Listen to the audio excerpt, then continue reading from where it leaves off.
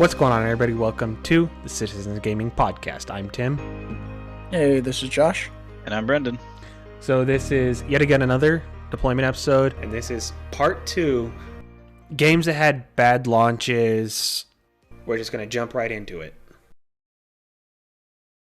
So Brenden, Yo.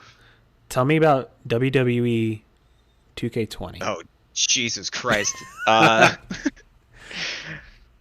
So, WWE 2K20 was the... WWE's been on a yearly release cycle, actually for a while now.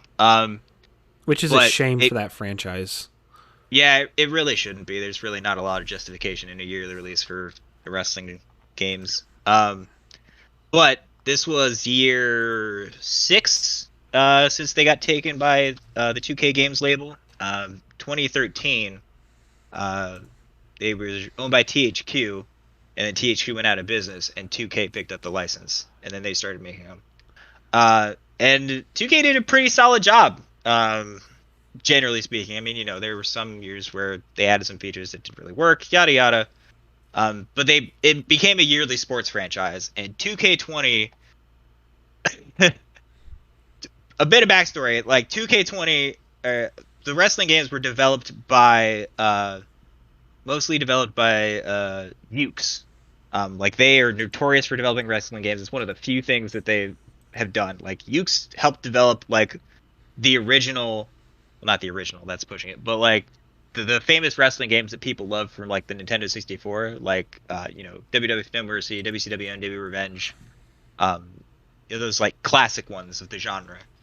They were developing these wrestling games, up until that 2K20, and then they had a disagreement with 2K and WWE because they wanted to try and do something different, and they said no. So Ukes left development, and it was given to Visual Creations, I think, Visual Concepts, something like that. I can't remember their exact studio name. And they were like the backup studio, and so then they were given full control over 2K20. And the problem is that they were not equipped to handle that. So, like, WWE is, I mean, kind of for lack of a better term, it is more or less a fighting game. Like, I mean, yes, it's a wrestling match. You're in a ring. You run back and forth. All the professional wrestling stuff. But like, it is more or less like a fighter. Like, you put one-on-one or multiple people in a ring and have them try to win the match. And like it. The odds of you getting into a match that would take, most matches probably go maybe 3 minutes, maybe 5 tops. I mean, some of the crazier ones might go longer, if you do a Royal Rumble or like a Hell in a Cell match or whatever.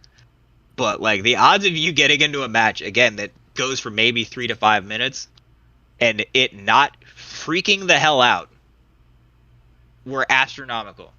Like it had some of the Unity like stuff. Like, you would get into matches and then your wrestlers just wouldn't have faces.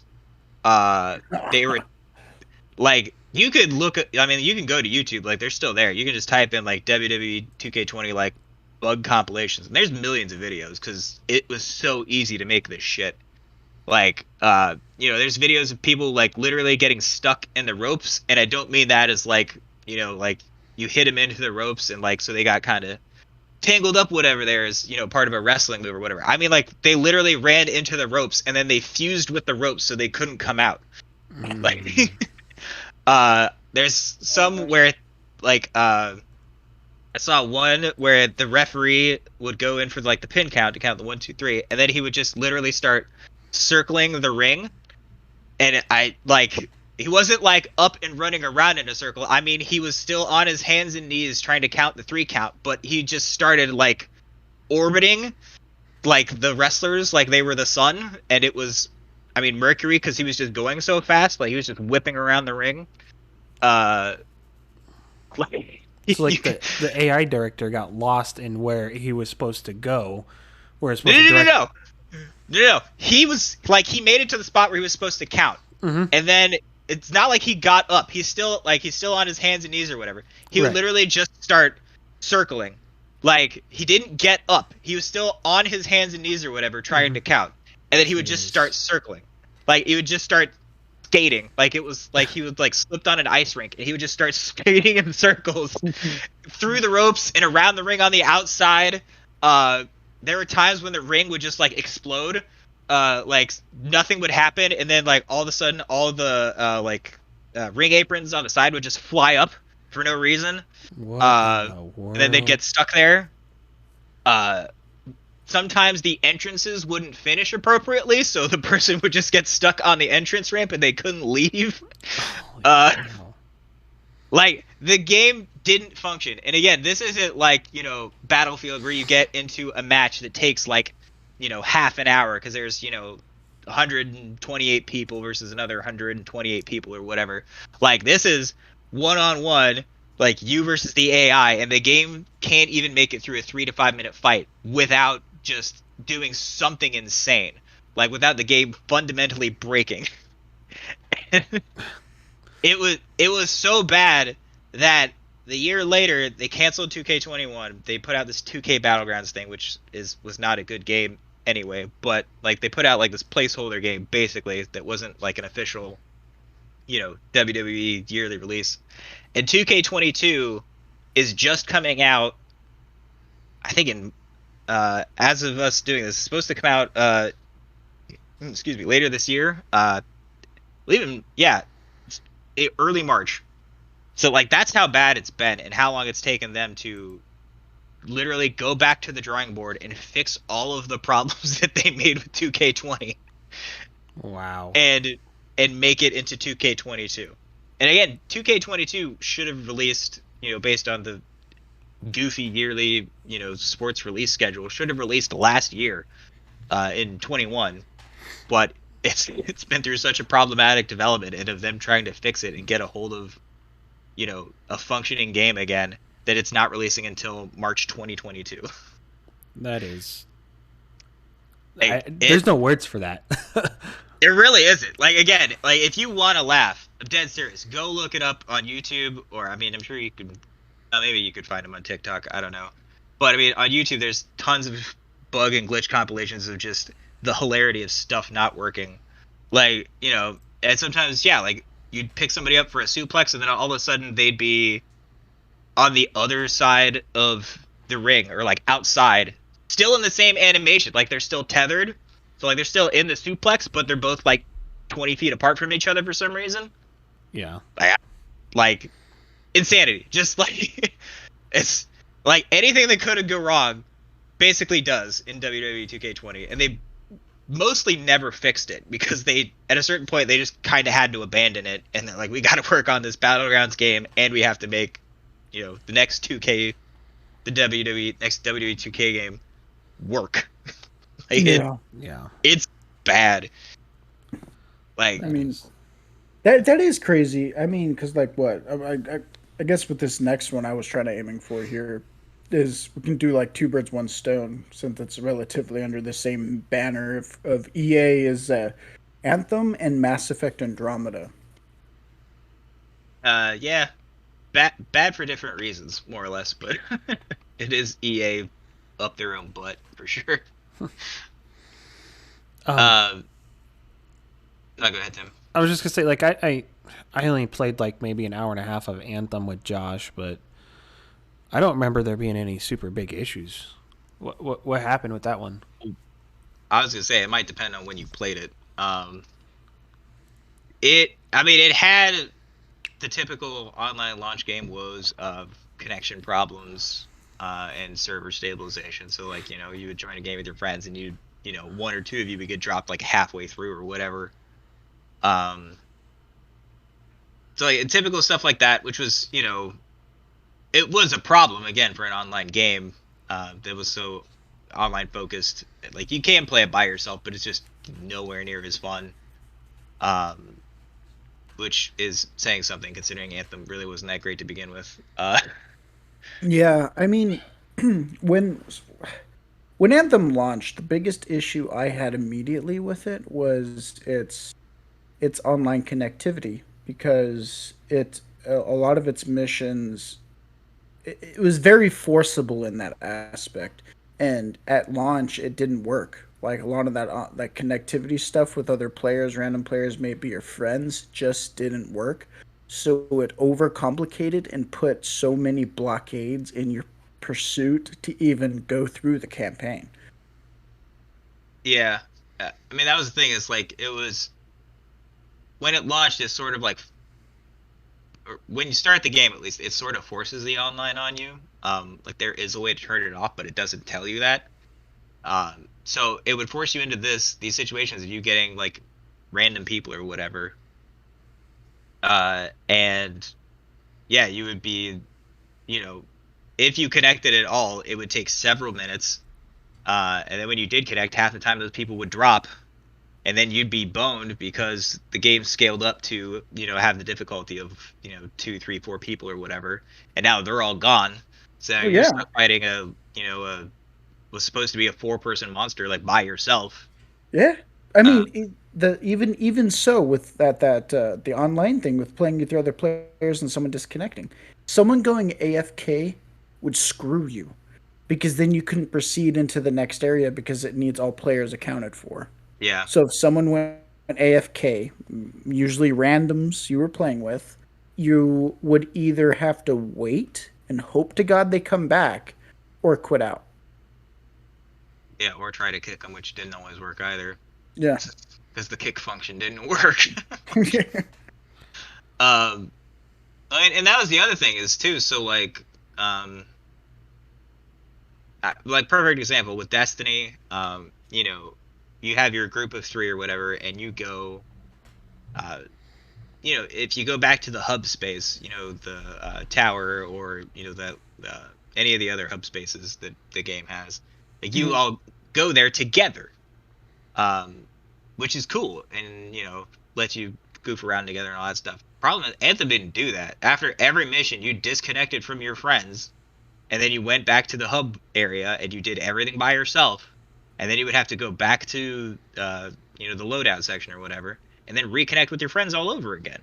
Well, uh, not even that. Let's first mention the forced walking. Oh my fucking god. yeah, that wasn't smart. I mean, that Yeah. doesn't lend to why the game was broken. No, That but was just a straight up I oversight on had to their lay part. mention because that I think was probably the most painful experience. I mean, yeah, that was just a gross oversight on their part. um but I mean, yeah. And then, I mean, then on top of that, yeah, like the game was just buggy as all hell, and like there were times where Yeah. like where your guns wouldn't work, so like you literally would just have to die because you couldn't shoot things. Well, um yeah. I mean, in not even that, but like as you know, Brendan, the game was massively based upon a gear score. So basically, you would gain weapons and gear pieces that would umph your overall gear score to help you progress through the game, right? And the biggest issue I know is they had a loot drop issue where things just didn't drop correctly and it was so broken for so long and probably even still is. yeah, they had some serious loot issues, um which, I mean, yeah, like you said, is a real problem in a game that is almost entirely based around loot. Like that is it was a looter shooter. Like that was the whole point. You're supposed to shoot stuff, get new loot, get more stuff, shoot bigger stuff, get more loot. Like, Yeah. but yeah, it had this weird problem, yeah, where it was just dropping stuff that was way below your level, um, and that was no use to you. Like it wasn't even worth like selling or breaking down for parts and the stuff that you could get. Like it was like so like over half the drops we were getting were literally just worthless, and then the other half was a mix between stuff that you could actually use or attach. But some of it was also to like stuff you didn't have yet because you weren't, a high enough level, or it was stuff that like again that you would end up just breaking down for parts. So like probably maybe like I don't know, maybe I would say being generous, probably like one to every five pickups was actually something that you would use, Yeah. and the rest of It it was just total trash it in was one way or yeah. another. It was bad. It was insanely bad. I mean, it put such a big hindrance on like the people that actually were enjoying it were just unable to enjoy it and progress through because of that specific issue. Because you would have to rinse and repeat. I mean, like looter shooters, everyone knows they're grindy, but with that specific, the loot drop system being key to a looter shooter and like how you progress being so broken, it just turned that from a grindy game to beyond. Realistically, I don't even know a word for it.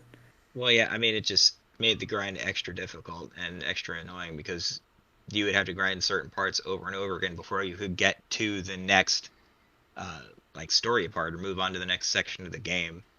Um, which isn't the point. Like, with a looter shooter, you should be more or less moving with the game, not fighting against it uh just to advance. Uh like that was also a real problem for them. Yeah. I mean, it even got to the point to where it was so bad that the devs came out and basically said they're kind of like scrubbing the roadmap and that they're going to give it some seasonal content as promised and stability fixes, and that they were going to work on Anthem 2.0. They were going to overhaul the entire game and relaunch it with a massive update, which again was misleading to the community, I think. And a lot of these, a lot of that fan base that stuck by and really stuck with the game. I mean, comes to the point of like, it's like, why even did you attempt to do it in the first place? Why? You should just kind of let the game crash and burn.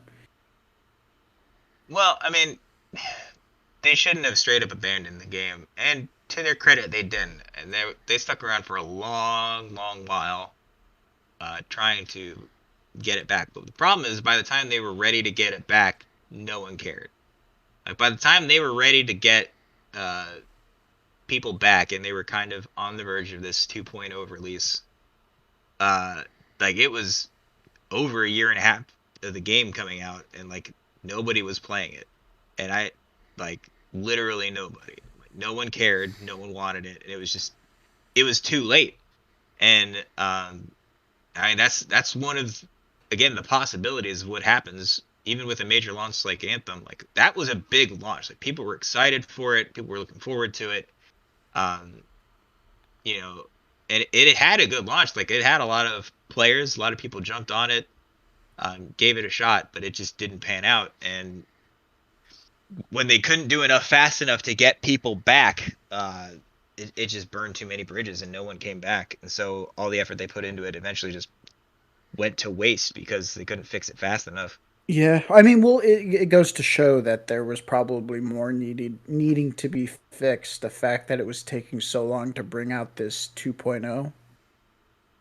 I Um, mean, yes, yes and no. Like part of it too is, it was made by BioWare, and as soon as it came out, and this was after Andromeda, so after Andromeda had already shot itself in the foot, with its problematic launch, Anthem ended up doing the same, and so they moved teams off of Anthem when they started seeing that it wasn't going to work, and put them to work uh, on other projects, um, from various other BioWare studios, like the Old yeah, Republic. They were, you know, possibly, and they were working on the next Dragon Age and supposedly the next Mass Effect.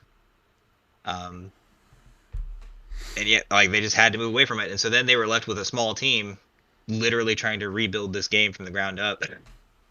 And kudos to that team. agreed, like they tried their hardest, but it just, yeah, it was too little, too late, and I think it was like, if I remember right, I think it was like 6 months after the game launched. If you went to go look at like the top games, watched on Twitch, like if you open Twitch, they just have like what's popular, and it's usually like the same 5 or 6 games or whatever, and it usually gives you a breakdown of like how many people are watching that game. Um, but if you found Anthem like 6 months after release, there was 8 people watching it, not 800, not 8,000, 8. like that was it. That was the amount of people who were interested in watching somebody play Anthem.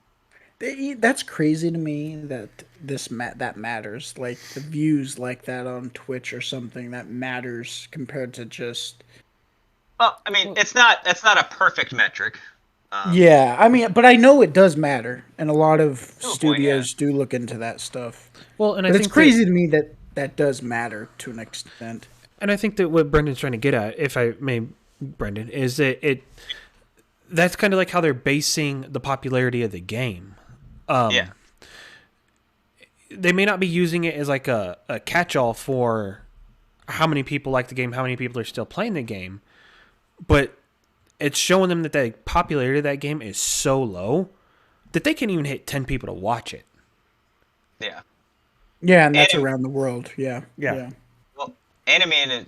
I mean, to that point, like I know at a certain point too, after the game launched again, like 6 months or more after it, like they were having problems getting enough people onto the game to fill up squads to have them do missions. Like people were waiting minutes, if not dozens of minutes at a time, just trying to wait for a squad to fill up so that they could have a squad of 4 in Anthem to go do whatever mission. So like at a certain point, like the population in the game was so low, like the entire player base was just gone. Like the population was so low that you almost couldn't even play it online. Like nobody was playing it. Um, yeah. That's yeah. yeah, That it was real bad. That is It was real bad. crazy. yeah. I mean, even with like Matt, now we can jump on Mass Effect. I mean, when Mass Effect Andromeda launched, like as you mentioned earlier, with like animation glitches, faces missing, things like that. I mean, Mass Effect Andromeda launched with crazy weird face animations where the characters were doing weird smiles, like creepy, weird, unsettling smiles. Yeah. There was a lot of just facial glitches where characters' faces were doing things just it's not supposed to, and that came along with like even some of the loading screens. Like I'm speaking from personal experience. There'd be scenes in the game like right from the go, like literally your first 10 minutes into the game there would be black screens on some of the things. There was specifically this one scene where you're looking out the I would say the helm of the ship into space, and it's black screened. Like you don't see the planet that's supposed to be there. It's just a black screen. There was tons of those periodically throughout the game. Um, it was broken hard. And I'm a Mass Effect lover, as people know. Me and Brennan are Mass Effect lovers, and that was a hard pill to swallow. Uh, I mean, Mass Effect Andromeda did not launch in a great state. Like I don't think anyone can argue that. I think that Andromeda gets a bit more hate on launch than it actually deserved. Yeah, Because the game was playable from start to finish. Like, you know, a lot of there was a lot of bugs, but it wasn't really anything that was like game breaking or like game crashing or a lot of it was just kind of goofy shit. Again, like weird faces, awkward smiles, uh, and a few visual other bugs here and there, and just yeah. everything felt kind of unpolished. Um, the entire game felt a bit rough around the edges. It was, and to its respect, because I still love Andromeda. Let's get that clear. I've played it probably 8 times through and through, just different playthroughs. But like yeah, like you were saying, is it was not broken to where it didn't work. It had a lot of bugs and it was rough around the edges. And as you just were sort of mentioning, is why I think the fan base was so cruel. You oh, know, part of it wasn't like. I mean, there were diehard Mass Effect fans who were waiting for this, like absolutely. But with Andromeda, it was also a way to try to get in new players because before you would have to play Mass Effect 1, 2, and 3 or 2 and 3 for some people. Um, and a lot of people didn't want to have to invest in all that time just to get into the game franchise. So now Andromeda was supposed to be a new launching off point for people. So it pulled in some new players. Yeah. Um, and I mean, this is one of those games that we actually do kind of know what happened because a lot of stuff came out afterwards about why this game came out in this state. Um, Which would be nice to clarify, actually. yeah, it's so again, it was made by BioWare. This was going to be their first game post Dragon Age Inquisition, uh, which Dragon Age Inquisition was 2014. Um, did massively well. Uh, was beloved. Felt like a BioWare game. Um, became a big hit. I think it was the best selling Dragon Age game, or still is. Um, so like it did very well. And we come to find out later that Dragon Age Inquisition came together in about a year and a half, which for a AAA game is insane. Like that is an insane uh Time time frame. scale. Yeah, Yeah. to try and put out a game like if anybody's played Dragon Age Inquisition, like how big that game is and all the stuff that game has. Again, just in sheer size, scope, characters, It writing, all that it stuff. Like even so launched polished. Like, yeah. And so the problem was that led into Electronic Arts EA believing that BioWare could pull it off again. Essentially, like it would have what it literally became dubbed BioWare magic, so that they could pull off anything under pressure and it would just turn into this amazing game. So Andromeda ends up in a bad way because they were trying to develop it and they went through several different variations before it became Andromeda. Like they were talking about going back to Mass Effect 1, and bringing back a lot of those big open uh, planet areas that you could just go around and explore on, which they did bring back a little bit. Um, but then like they're like, well, we need the story stuff in Mass Effect 2. Oh, well, we need to change the combat and this, and it all just kind of piled up. And then eventually, like, got to a point where EA was like, okay, we need this game, and this is when it's coming out. This is when we would like it by. And so they kind of just went into overhaul mode and tried to put Andromeda out again in about a year and a half. And then it didn't come together this time.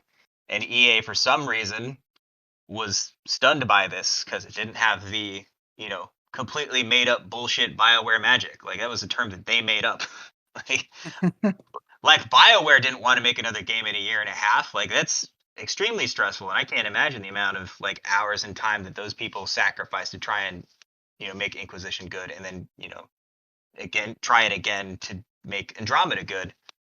that's Um, that's the word. That's probably the worst fear for anybody in the workforce is you show somebody your best and then you screw yeah, yourself. you pull off a miracle, and then they expect you to do it all the time for the Yeah. rest of eternity.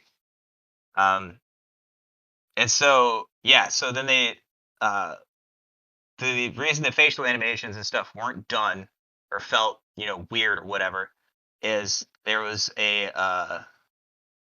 it's supposed to go through several iterations, and essentially what happened was they got to like a certain iteration of it, and then the higher ups were like, well, that's good enough, we don't have time to finish them, so they literally stopped making those facial animations, and that's why they came out so awkward.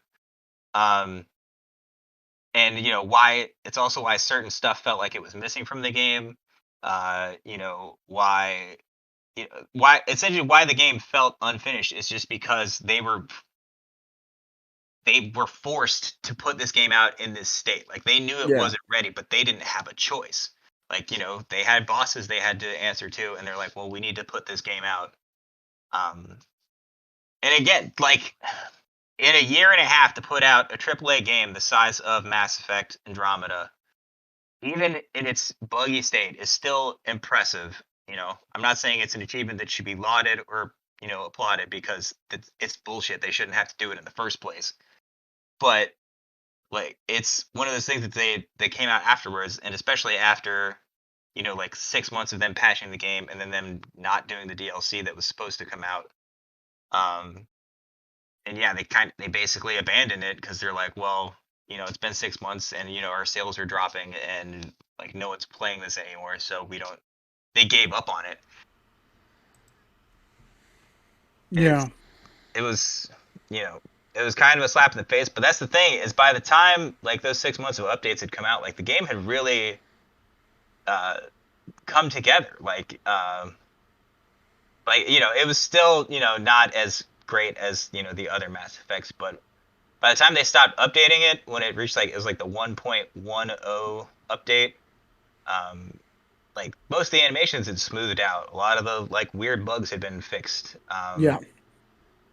and like the game became in the state that it's still in now. Like you can play it now, and it's most of it's there, in good shape, and it doesn't have all those goofy wonky animations and all that other weird stuff. I mean, unless you do it on purpose, like you can still make a weird ass writer in Andromeda if you want to. But Yeah. um, like they fixed a lot of that stuff, but they just abandoned the game uh, towards the end of it because of that bad launch. Like they just gave it up.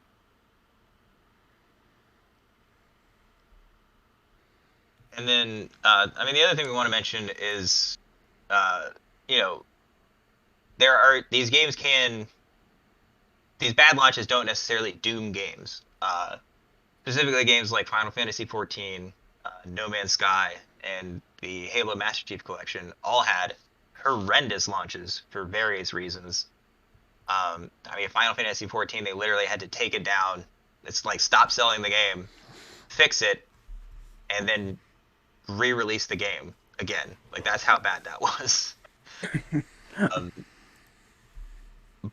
but it wasn't a death sentence. I mean, Final Fantasy XIV is the top MMO right now, or top two at least. It's either Final Fantasy XIV or World of Warcraft. Like those are the top two MMOs around the world right now. Full stop. Like it's one of the two of them. Um, and No Man's Sky is now this huge game that finally feels like what it was supposed to be when it came out. Because it launched very bare bones. Had some of what it promised, but not everything that we thought it was going to come with. But now, pretty much everything that had been promised in that game is in there now, and more. Yeah. Um, with Yeah, because they frequently update it, and there I've actually seen that it has reoccurring big DLC that they push out a lot. free deals, like these are all free updates. Like you paid, $60 or whatever for that game whenever you decided to get it, and like all the updates for it have been free. They added base building, they added, owning multiple ships so that you can have like a fleet. Um, They added more lush, livable, or more lush live planets with. yeah, and adding the co-op in and stuff like that. Like they finally added in a bunch of stuff, and so the game feels complete now. Um, Kind of for lack of a better word. And then I mean, yeah, Master Chief Collection did not work for a long time, long time. Um, Up until I think it was a couple years ago now. Um, that yeah, like I mean, to be fair, it was them cramming like four separate games into one and trying to make all of that work together, and it was a big ask, and they definitely did not deliver. But No, I not mean, at all. you pick up Master Chief Collection now, it's a great experience. Oh, it It's is. It's one of the most coveted Halo experiences I mean, currently, and still. it's I mean now it is actually the best way to play Halo 1, 2, 3, I mean even 4 really. I mean, it's respectably. You can play Halo 1, Halo 2, so Halo 1 and Halo 2, the original versions. Now the new Halo 2 remastered version is also in there, along with Halo 3 and 4. I mean and you get DLC for Halo 3 ODST and for Yeah, Halo they Reach. yep. Yeah, they added in the entire I mean, like it is utterly day and night compared to what the game was and how it launched. to what it is now.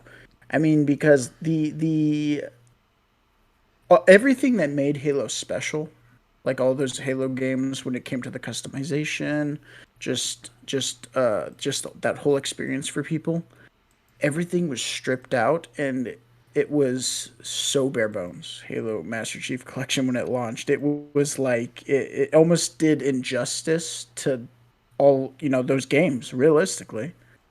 Well, I mean, it was, and again, this is the same situation we were talking about earlier with GTA. It's like they had shut down the multiplayer for like Halo 2 um, before the whole point of why the Master Chief Collection released was it was the anniversary of Halo 2, and they were putting in the Halo 2 Anniversary Edition that was going to be, Halo 2 with fully remastered graphics, um, you know, uh, bug fixes, and some level design reworks and stuff like that to make the game more playable in a modern sense. Like that was the main point of the Master Chief Collection. Because they'd already done the Halo 1 Combat Evolved Anniversary remaster on 360 a few years before that. So they put that in the game already, and then they had the Halo 2 Anniversary Edition Yep. thing put in there.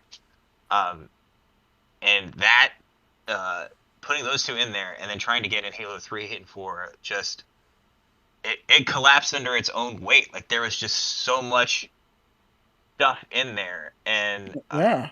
I I mean, mean, the co-op, the like reiterating back to this, the entire experience, which is Halo, besides its multiplayer, was its co-op campaign co-op experience, and its server stability for that was bad. I Is the mean it. best way to put it. I mean, it wasn't there. Like you could not finish a mission basically when the game started. Like, unless I mean, solo campaign, you were more or less okay. Yeah. But co-op campaign, people would drop out left and right. Like, it was not stable, and it took them a long time. Like, it literally took them years of work to get that game to where it is now. Um, but I mean, yeah, like it's them. They were trying to cram 4 Halo games just to start. It was 4 Halo games that all played very differently. Like, I mean, yeah, they're all Halo, but um, just like the size and the scope of each of them, and like the different control schemes for each of them because they changed from game to game, um, and the different, you know, physics and different, uh, uh, you know, all of it, It all was of the it games was really. its menu. Yeah, it was its menu. So each game had a unique menu system with its, you're customizing your multiplayer Spartan, and like each game had a unique system specifically for that multiplayer. And the game launched with broken aspects from each parts of those games around that kind of experience, and it was shockingly weird. It was like half baked really, and you're like, why? Yeah, I mean, it was weird that it wasn't able to launch under better circumstances. But like, yeah, that was the other thing is you were supposed to get all 4 of these Halo games, and each of their multiplayer was supposed to work within its own self. Like, if you wanted to play Halo 1 multiplayer, like you could just go into Halo 1 and click Halo 1 multiplayer, and in theory, you would get into a game of other people just wanted to play Halo 1, so you could, Oh yeah, you couldn't even do do that CTF on. actually. Yeah, Yeah, it remember didn't work. it launched with forced can it launched with a forced option. God, I don't know what the best word is for it. It forced with I'm messing up my words terribly. It launched with forced options. Like you would go like say you wanted to go play Halo 1. Well, technically you have to go play Halo 2, 3 and 4 and hopefully get into a match of Halo 1. Yeah, Remember? they really messed all that up, and it was just a jumbled nightmare. Um, but again, like it's if you like we just said, like it's Bash Chief Collection is a great example of a game that can recover, and it's. I mean, again, I just played through it again about a year ago, maybe a year and a half ago, and Yeah. no problems whatsoever. Yeah, It was yeah, butter dude. smooth. Exactly. I recently, because one of the cool niches to Halo Master Chief Collection with this battle pass system that's been, a riving thing in so many games these days, is you're able to go back and choose what battle passes you want to focus on and complete. And I did the Halo Reach one, and it's it was phenomenal. It was a great little experience, and this also goes to the testament of like how you're mentioning like games will recover. Like that's even to say about Halo Infinite. It will absolutely recover and it will come back hitting hard. I think more than maybe even Master Chief Collection. Hopefully. I mean, they did. Hopefully. That was big, talk for me, but I mean, yeah, we're not there yet, but I mean, we have no reason to doubt it. yeah. And I mean, it stinks that Halo Infinite is kind of launching in chunks. It feels like, but you know, with that, at least, I mean, what's there now is still good and it's still playable. It It's might not yeah, be. it's not broken. Not It's see like yeah. it's not everything we wanted. Like we still don't have Forge. We still don't have campaign co-op.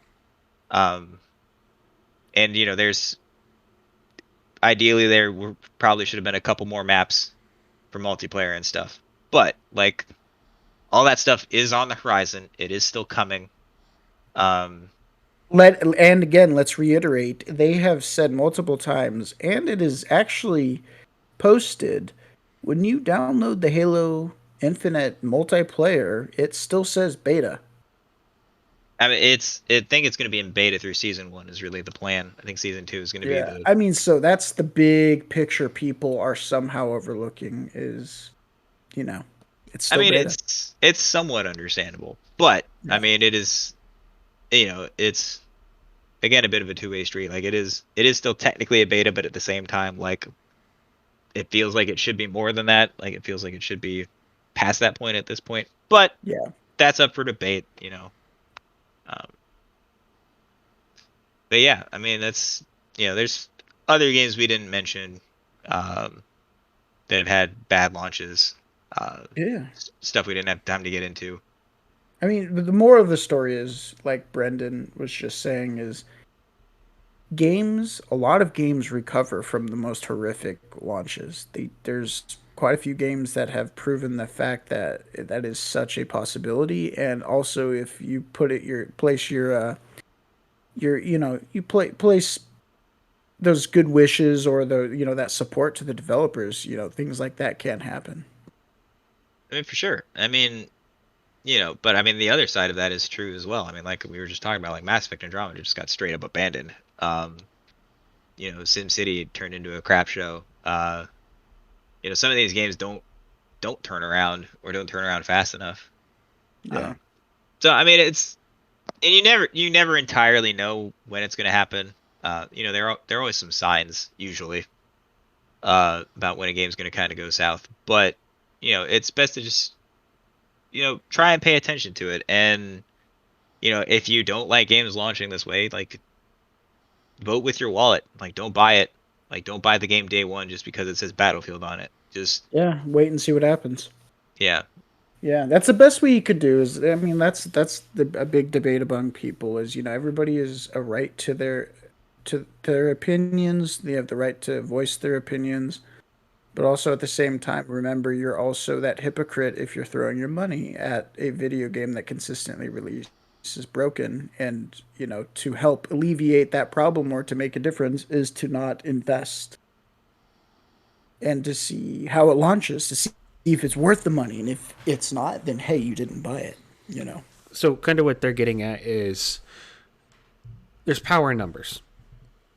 If you wanted to Yeah. see a change in any AAA studio, any game that's to come out, and you don't like the direction that studio's headed, don't buy it. Yeah. That That's studio's going to why listen when their sales absolutely tank. That's the best way. Yeah, because I mean, yes, the voicing your opinion and talking to developers online is a big thing these days, but the money talks. I mean Absolutely. you true. And I mean having an open discourse with the developer is not a bad thing, but No. You don't need to be toxic about it. Be constructive. No, but that also is the other side of that coin. Is there's a right way to do that, and then there's a wrong way, and a lot of people these days on the internet do it the wrong way I compared to mean, the people, that's that just the internet in general. it is. I mean, You can it is. find that Yeah. wall of anonymity. But I mean, yeah, like you can not like things, but be constructive about it. Like, oh, I didn't like, this feature in this game. Could you guys maybe tweak that next time? Or, this, that, the other, as opposed to like, oh, you fucking nerfed my favorite gun in Call of Duty. I'm gonna fucking kill your parents. Like, no, don't do that. Like, No. don't be an It's idiot. Like, yeah, it is. Hey, and he's not even. That's not even That's not even an That's a exaggeration. joke. It's not no, an it's not. exaggeration. It's a joke, but it's a real joke. I mean, like, I mean, yeah, there's some dangerous truth to it. Like, it's like that's not constructive. But if you're like, hey, like, why, opening a dialogue and opening questions about it is by no means a bad thing. But just No. throwing out random nonsense is not helpful. No. yeah. And it's not going to do anybody any good. True. So let's kind of shift into. We kind of hit on one point that these games are launching the way they are because really nobody's taking a stand against it.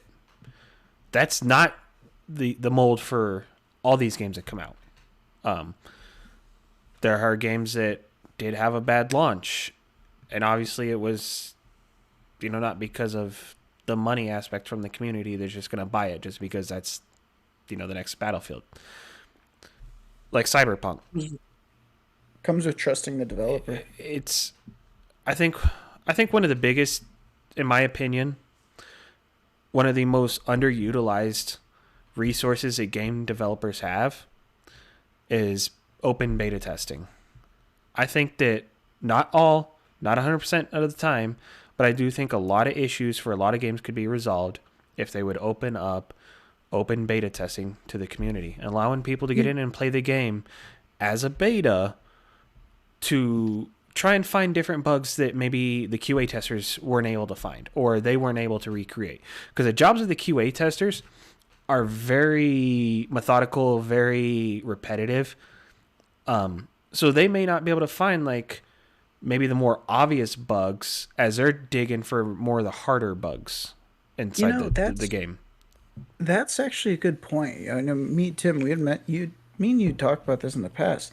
Yeah. I am actually more surprised with the amount of games that release, with so many issues nowadays, broken, just crazy stuff, that a lot of these game companies don't invest in pushing out the game in a sort of sense for that mass testing purpose to allow people to really play through and give the feedback, right? And to better, I mean, realistically, to find those issues, those day one issues. So go ahead, Brenden. Well, part of the problem with that, I'm going to play devil's advocate here a little bit. Go ahead. Part of that is, it's been talked about before, taking time out to actually make a demo or make a beta, right, is immensely time consuming. Like, it's not as simple as just like, cropping out some code and then just like, making that available for download and like, oh, here you go, you can play this section of it. Like, it's not that simple.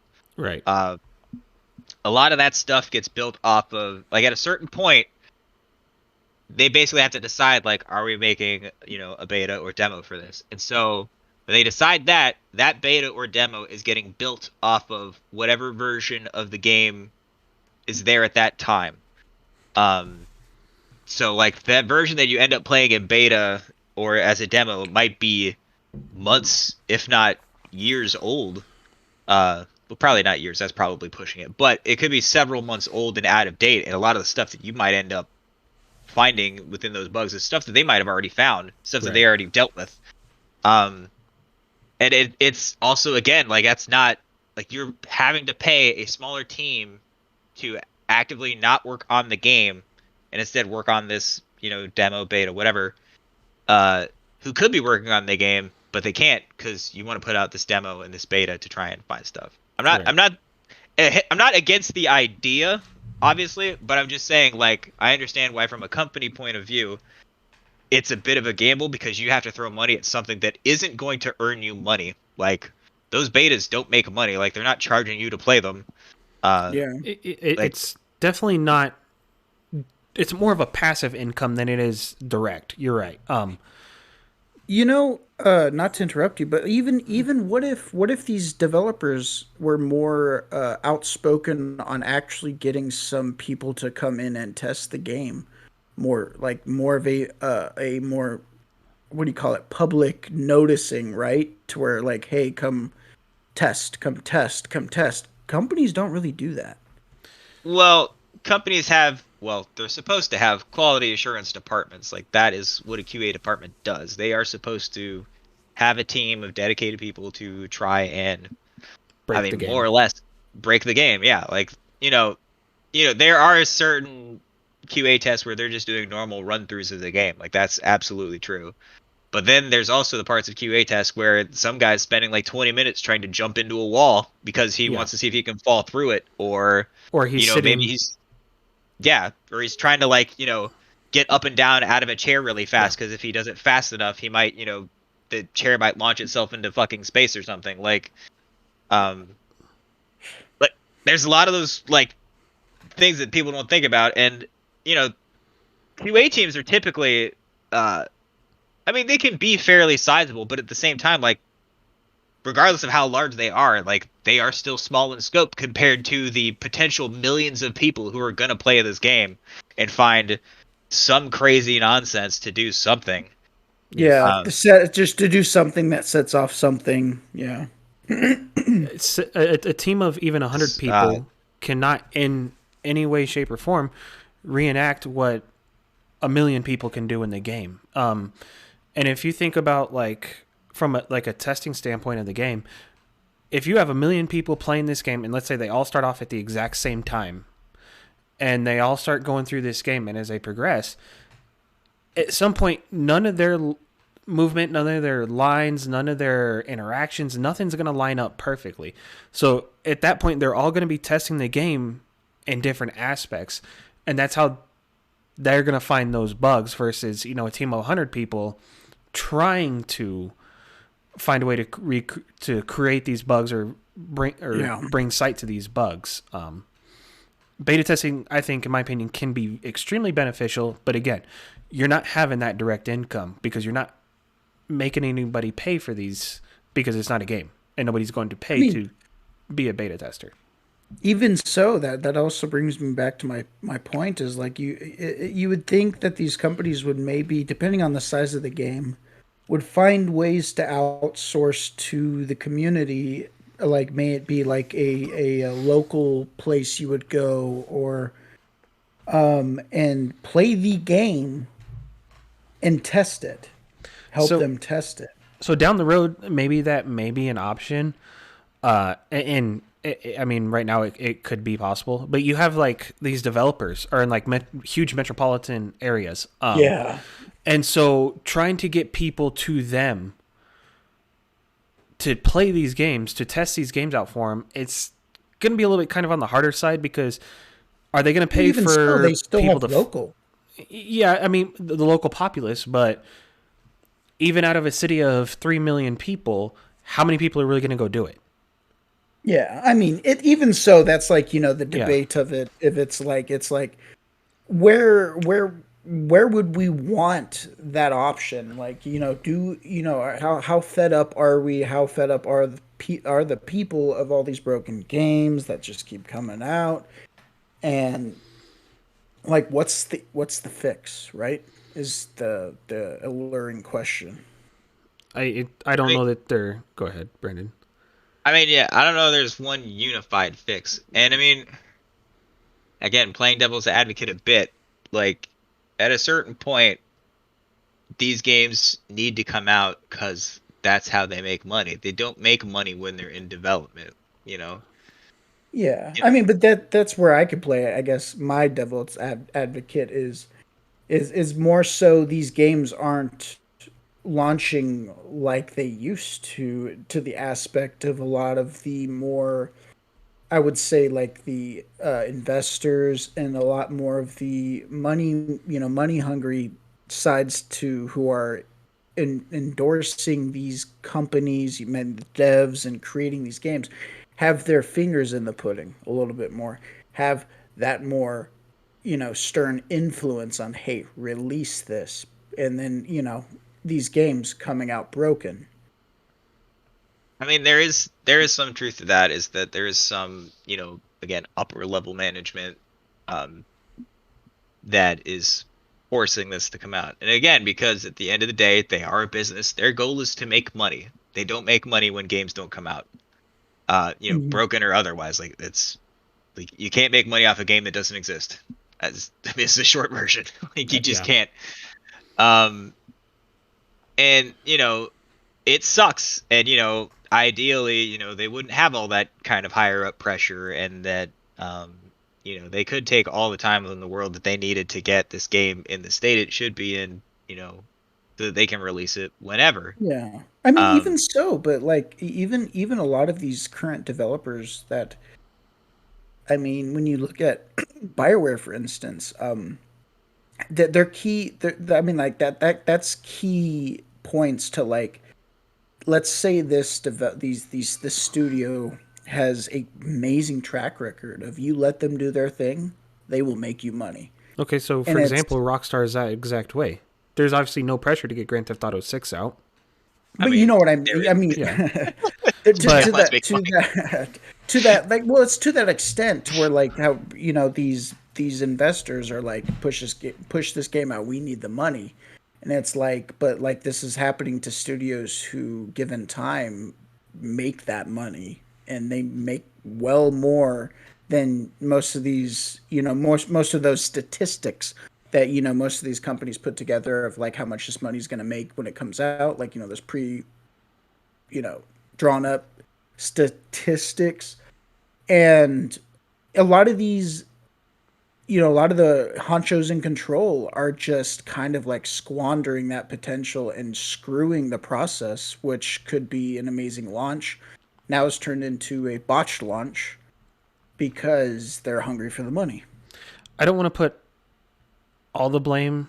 I mean, I It's a think part mixed of the problem thing. is Yeah. that us as a consumer has kind of started to accept this, but also the developers, the people that work for these companies that are making these games, have accepted that pressure from the top. I understand that like they do work for them. It is really hard to stand up against your employers, say no, screw you. We're going to take our time on this.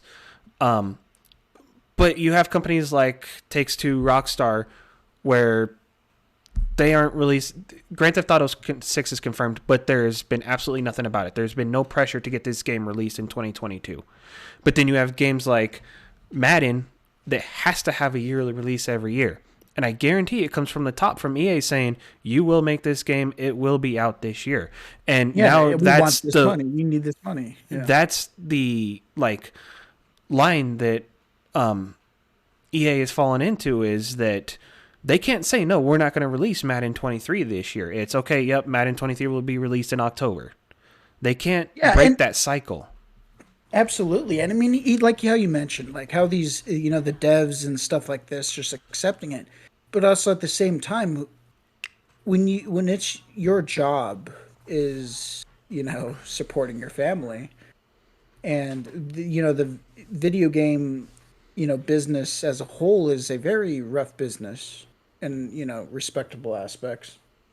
And when you have these corporate giants, the investors whoever may be up top, who have become very involved with like these yearly releases for some of these games now, and it's like how do these people how do the devs say no without losing the fear of losing their job? Because Uh, it's so easy, like in a lot of jobs these days, it's easy to be replaced. it is. Well, actually, the video game industry seems like it's a very hard place to be replaced. Not in the sense that, It isn't. It isn't. Like well, what it, I mean, not to interrupt, but yeah, go ahead. I was just going to say, it's hard because you can go to any publisher, any developer's website, and they've got hundreds of listings for developers, QA testers, managers, things like that. They can't get people to fill those positions. So it is hard in a sense that they just can't get people to fill the positions. But anybody with a coding degree can apply and work there. Well, yeah, but then again, that's what's to say those people weren't those people who were like, I'm not doing this, I'm quitting, or you know what I mean? Yeah. It's like, what if those were those guys who were trying to stand up? I mean, God, who knows? Again, then that just But comes. Go ahead, Brendan. I know you're I trying to mean, get in. part of that is, I mean, game development in itself is weird. Like there's, I mean, this isn't at every studio, and it's something that's uh, not been as big, quite as big of a problem lately. But so many developers, uh, like the people, in the cubicles, actually coding and programming these things, end up working kind of on contract and not on salary. So like they're there for a certain amount of time, and then their job is done, and then they're let go because they aren't needed anymore, and they're not like on staff. Um, and I mean, it's something that's been changing more and more, especially as the industry as a whole is really starting to talk about unionizing.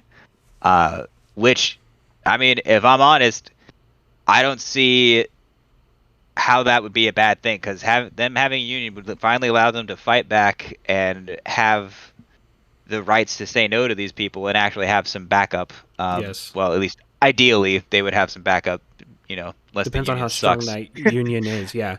Yeah. The union would be able to turn against the carrier, the people that they have the agreement with, and say, no, look, we're not gonna rush this product just to get it out. And I understand from the carrier, the developer, the studio side, that they can't allow these people to just have an open checkbook, if you will, of time, and be like, okay, go ahead and take your time on the game, release it whenever you want. Like, there has to Yeah. be some sort of like, okay, hey, we would like this game released by this time. Let's say a realistic is. timeline. But the pressure from the top needs to go away. It is. It does because okay, this so video games more and even back to the creation, back to the dawn of time of video gaming is such an art form, and so many of the people behind them have poured their souls into it, and it is absolutely sad and a waste of talent and a disgrace to these art creators who are our devs and just everybody behind the creation of the video games we play nowadays are getting it's that pressure from the top, that pressure that's like you know what I mean, it's sad. I mean, yeah, it sucks that they are, being forced to put out something that they don't want to. And I mean, honestly, there's also a bit of a deeper discussion here about, in particular, AAA game development being untenable in its current form. Because we're basically at a point now where most AAA studios need to turn out a game about every 2 years, or they're not making money. And especially now with how huge games are and how graphically intensive and this, that, and the other, like a 2 year turnaround for a game is really not viable. In any way, like aside from the massive amount of crunch and extra hours that people are having to put in, um, just to get these games out on time. It causes burnout. It causes people to leave the industry. It causes these games to not hit the not to reach their potential because of like all this forced labor basically Yeah. to get this done. Because I mean you can Point in anybody case can. Activision, just saying. I mean, anybody can Google it. Like, you can find the horror stories of people working, 60, 80, 100 hours a week, working weekends. Um, the horrible conditions basically across the industry of people trying to get these games out. And, it's not fair to them. It's not fair to the games that they're creating. It's not fair to The us player as base. consume. I mean, yeah, Yeah. Yeah. it, it sucks. And It, it's, It's It, something that, it is angering because it's betraying your what you would say your family. It's betraying like the people, let's say who you're working for. It's like your family, right? It's betraying, your consumer base and your workforce, your employees when you have these, the giants who are sitting there fat on their, stack of cash benefiting off of us who we trusted, you know, and have trusted giving us this content, may it be the video game or whatnot we purchase from them. It's it's kind of messed up. It is. It's not right that um that these AAA titles have to put out a game every 2 years, or they have to put a game out every year. Because those guys want the money, It is. It all comes down to the dollar, and I'd love to see a shift back in the other direction where game may not come out every year. Let that and build up for the game come. yeah. I mean, okay, like how you mentioned earlier, Tim. Mm-hmm. Look, GTA 6. Only be the reason okay, realistically, the only reason why we haven't gotten GTA 6 is because of the cash cow that is GTA 5 Online.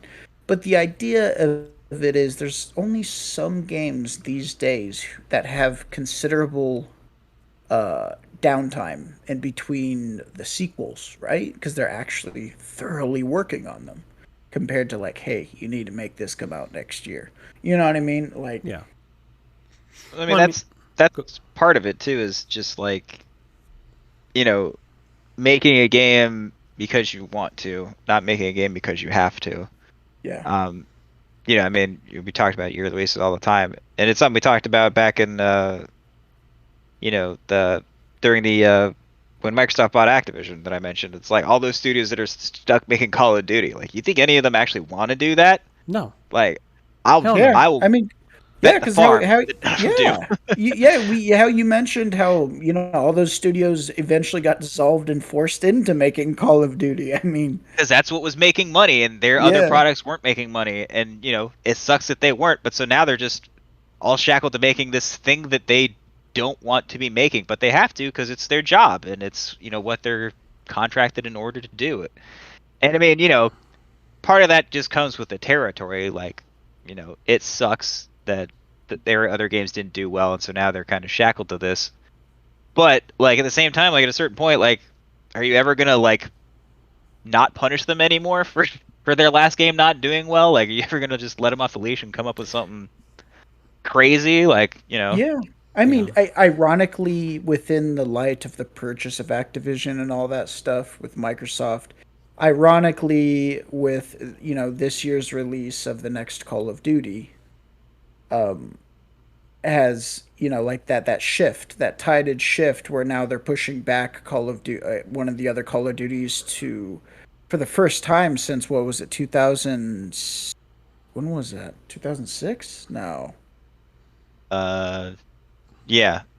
was it first time since I think 2006? A so. Call Yeah. of Duty has not been a yearly release, and it's like it's either the ironic nature of like, is that because maybe there's the shifts that have been needed to be made are happening and people are like the devs are actually getting some say so, or Well, like you know I think that's one of the greatnesses of Microsoft is they realize that there doesn't need to be a yearly release of Call of Duty. Name one Xbox exclusive title that is a yearly release. Oh wait, there isn't one. And None so anymore. now Yeah. now yeah, with Microsoft buying exactly. Activision, they're obviously putting an end to that. They know that they're going to do a lot better in the long run for the longevity of the game if they stop doing yearly releases. We Straight still, fact. to be fair, we still don't have confirmation of that. And I mean, Phil Spencer did openly say, like, Call of Duty might be moving away from a yearly release once they fully acquire them. So I It's mean, some hilarious seeing that of that, slight shift already is, well, I yeah, guess, some of the that might thing. just be hope. And again, it's just rumored that the 2023 Call of Duty is going to be pushed back. We still have no actual confirmation Right. of that That is whatsoever. true. That is true. Um, but uh, in theory, if this acquisition goes through, will happen like next summer. So by that point, maybe they will let them, you know, let them have their foot off their gas a little bit. Yeah. And I mean, the other thing we should probably talk about too is like, one of the other ways to circumvent this is early access. Something, I mean, in particular with Steam, Xbox has picked up a bit of it too with their game preview program. Games that go up for sale, but usually at a lower price point, and then you help the developers to a point. Like what you're buying is an Oh, that's early product. right. Yep. Um, Is it this similar to the beta testing? I think it kind of. is the finished product, or what they hope to be the finished product. You just get to play it, we'll say, a month early, but Well, there's no, still not going to be bugs to work out, right? yes and no. I mean it's a little different for each game, but Right. there are some games that you know they have the core idea, but maybe they uh, to stick with a specific example. Okay. Last year, Baldur's Gate 3 was released on in early access on Steam by Larian Studios. And you're only able to play like the first. It's like the first like two chapters, first 2 or 3 chapters of the story. But you still got character creator, you got some of the classes, and they basically just kind of let you play around in the game, and then they got a lot of feedback from the players about what they wanted out of the game and features that they wanted, and things that weren't working, things that were working. Um, and so they were able to still make money on this game by selling it and have people get excited for it by playing this, early access version. Um, but also be able to build the game that they want to make and also their fans want to be playing. Um, and I mean, and Larian specifically had success with this before when they did the same thing with Divinity Original Sin 2. Um, and if you haven't played it, it's a tremendous game. Great RPG. One of the best in the genre, probably.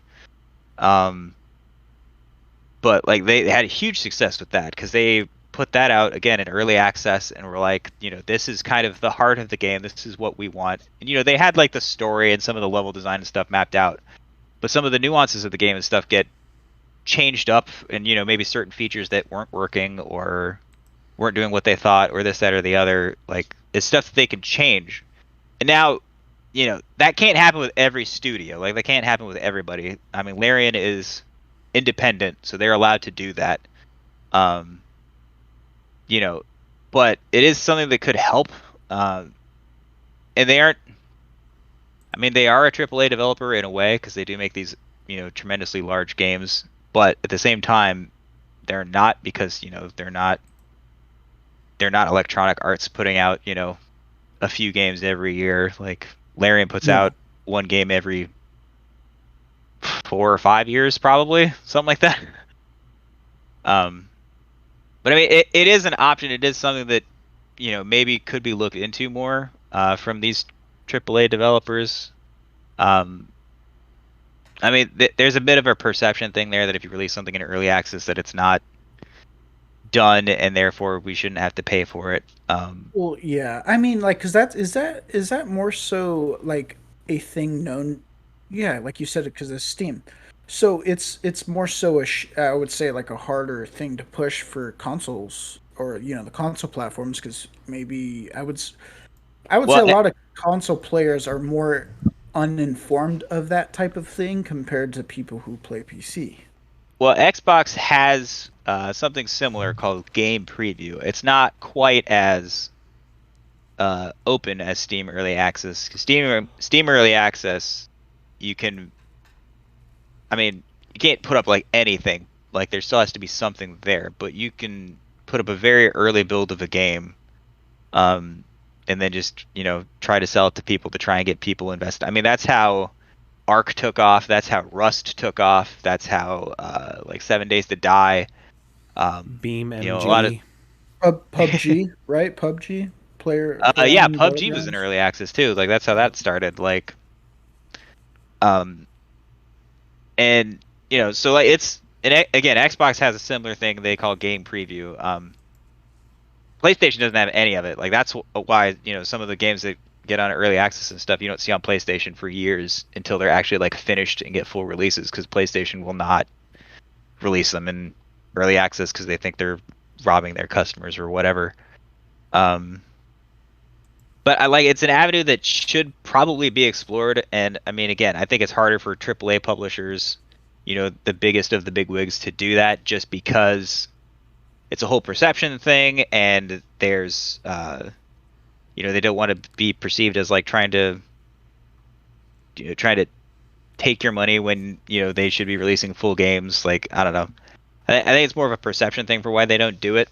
Uh, but like it's seen tremendous results. I mean, like all those games I mentioned, and Divinity Original Sin 2, Baldur's Gate 3 is doing very well in early access and is supposed to come out of early access later this year in 2022 to finally have full release. Um, like it's again, it's just another possibility to maybe help get rid of this stuff, this these crap launches and these games that just aren't what they're supposed to be or weren't what they're supposed to be. It's Yeah, definitely an option. That it could be exploited. I'd love to see. Obviously, like you said, I think it's gonna be harder for any AAA title, at least ones that do yearly releases, to do Yeah, anything outside of what they do already. yeah, I mean, you're not gonna have a beta or early access of Madden. That's not gonna happen. right. it is. It's one of these things that like it's sad to say, but it's almost like something you have to be. You have to either. It's only one of two things, like we mentioned earlier. Is like you got to know that this is a reoccurring thing. Hopefully, it's not something that's going to be an ongoing thing forever, but like it's most likely to continue to happen. And even with how frequent it is at this moment in time, or as of recently the past few years, um it's just be careful with your money, and your voice does matter. And just, I don't know the best way to put it, really. It's hopefully this isn't.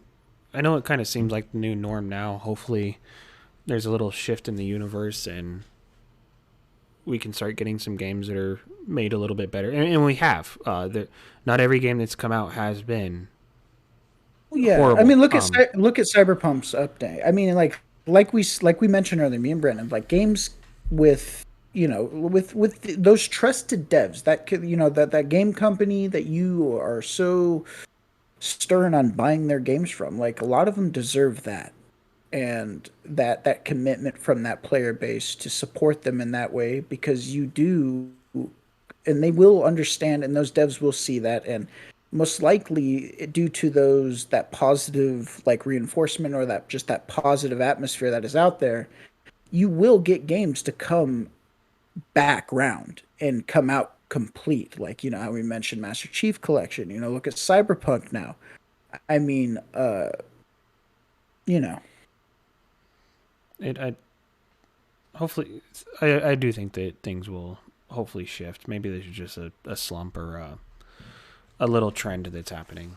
Um, yeah. Horizon Forbidden West came out it's and no problems really. I mean, there was a few bugs and glitches, but like nothing catastrophic. Like didn't hear it's people ranting and raving about it being this broken disaster. I mean, Even the Elden Ring. I say the only thing I know of on Elden Ring is on PC. There were people having issues with seeing enemies, and it wasn't even the game. It was they needed to update their driver on their graphics card. yeah, there's been a few wonkier problems with Elden Ring, but not again nothing in the realm Breaking. of like breaking or catastrophic or like oh the game doesn't work or this that and the other. Like Yeah. Um, What about so Elden Ring's the studio so From Software and you got the studio behind Horizon? Were they put on time constraints? Uh, I'm sure there I, was some sort of timeline, but I, But what we were talking about, referably. I mean, again, like ideally most games have a timeline, but kind of like in the world of construction, those tend to fall apart pretty quick. Yeah. um, and those timelines get extended and this, that, or the other. And I think there is, you know, uh, I mean, Zero Dawn came out in 2017, so it's been about 5 years since So between that and Forbidden West. a that's a healthy, you know, from point A to point B, like time frame of like construction and building and Yeah, I mean, there's a little bit of which because a I mean lot they of these did. games don't get that. It's true, and I mean that is part of the problem is that you need having a healthy breath. From Software though, like they're a fairly big studio. Like they have a few separate teams uh, working at the same time. Um, so I don't know exactly what they're because I think the last thing they